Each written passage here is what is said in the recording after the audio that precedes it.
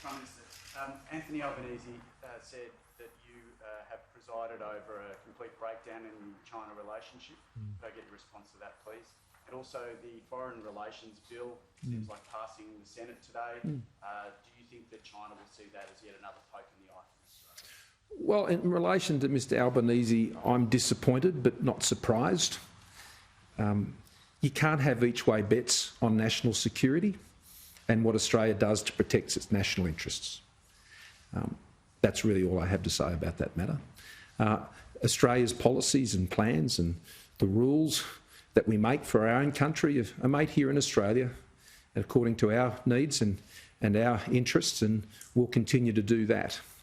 But I'd simply make this point, following on from my media conference earlier this week, and that is that my position and my government's position is to seek constructive engagement.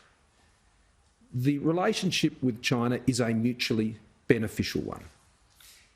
It supports both our countries, it's good for both of our countries, and it's good for the interests of both countries, I think, to constructively engage.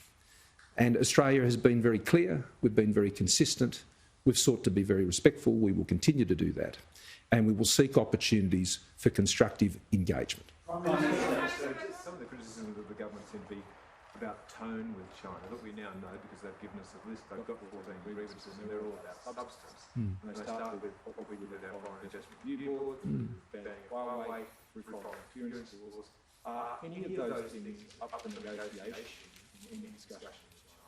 Well, I've been very clear about Australia's position on those issues, and I don't think that's surprising. And I should stress that Australia's policies and positions have been consistent for decades. And certainly under this government, and they follow on from many of the positions held by the previous government. And what has changed is obviously circumstances and events and the environment that has developed over many years. And that just means that we simply will continue to work to have opportunities for constructive engagement.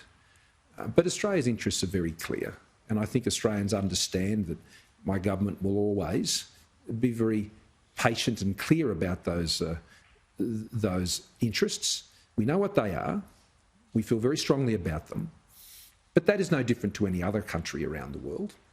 And what we need is the opportunity for leaders and ministers to engage directly, and that is something we have always sought and will continue to do so, and we'll see what opportunities present. I think these events are an opportunity, I think, for us to get together and discuss these issues, but clearly Australia's national interests will remain our national interests, and I have no doubt that the Chinese government, as part of the relationship with Australia, that their interests will remain theirs. I'll come, and then Andrew, and then come around. Prime Minister, you would have seen overnight news out of the United States that they're going to send more of their naval assets to seas around Australia, Malaysia, Indonesia, those seas. What's your understanding of that plan, and what's your advice to the Australian government as to whether that redistribution of the enormous US naval force will survive the changing of presidency? Well, I think you're overestimating any real change in direction there, Andrew.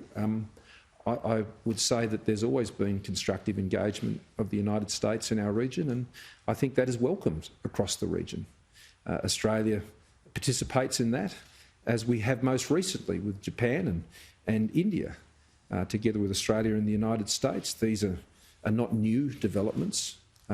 These things have been the case with the United States engagement in our region for a long time, and it's been bipartisan. It's been something that both sides of politics have always understood, the alliance between Australia and the United States. There has always been an understanding of the need for engagement of the United States in the Asia-Pacific, and they have been here for a long time, and their presence is welcome, and not just by Australia, but the many countries of our region. So I would expect that to continue in the same way it always has, regardless of the administration. I think there's a universal view about that in the United States, not just at a political level, but at a system level as well. And that provides a continuity and a consistency which is always helpful to stability. Bill. I'll make up my way on, I promise. In the event of the recent 7 days of wine duties and then tweaked Monday or Tuesday, it has to guess what China's impact is. It's a question no one's going to answer. Well, I can tell you what Australia's. Well, no, but that is something I have control over. I don't have control over the ultimate objectives of other nations. What I have control over is what Australia's objective is. And our objective is to have a happy coexistence, as I described it earlier, one that has a mutually beneficial relationship, which can and has been and can be again achieved through our comprehensive strategic partnership, where we stand on that partnership, which provides the opportunities for leader-level and ministerial dialogue, and to abide by the rules-based international trade system and to work through issues that present in that way. And that, I believe, will lead to greater stability in the region. It'll lead to greater prosperity in China and in Australia mutually, and I think that's in both of our interests.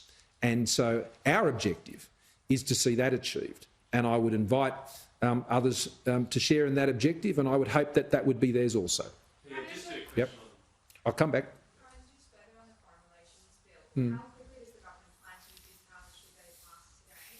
Will Victoria's government bill be the first to be acted? Well, we'll just pass the bill first. It'll go for a royal assent, and then it'll go through the normal processes that are set out for analysis of all the various agreements that are impacted by that, and the Foreign Minister will make a determination in good time.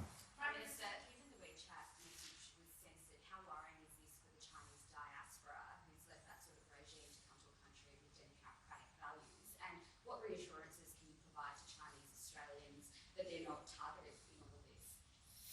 Well, my message, which has been made public not just on WeChat, and I think over 60,000, I assume Australians actually had the opportunity to read it, and it was a message of thanks and appreciation for the amazing contribution made by Australians of Chinese heritage to this country.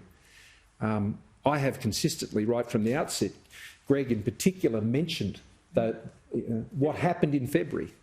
And I remember being down in Box Hill in February with Gladys Liu and going down the main street and speaking to some local businesses there and speaking to the local Chinese Australian community there. And they were already practising the self-isolation and the social distancing and the many other behaviours so essential that prevented that first wave in Australia being as mild as it was in comparison to other countries. And I have a deep appreciation of that. They played a critical role in Australia's health success and, as a result, our economic success. And so any Australian of Chinese heritage here in Australia, I know and want only to feel as valued as any other Australian, because we are the most successful multicultural immigration nation on earth. It is not debatable, it is not arguable, it's a fact. And we're very proud of that. And whatever nationality or ethnicity any Australian comes from, that is all part of the great Australian story and the great Australian journey. And I just simply sought to remind our Chinese Australian family, as part of our great Australian family, of how appreciated they are as a member of that family.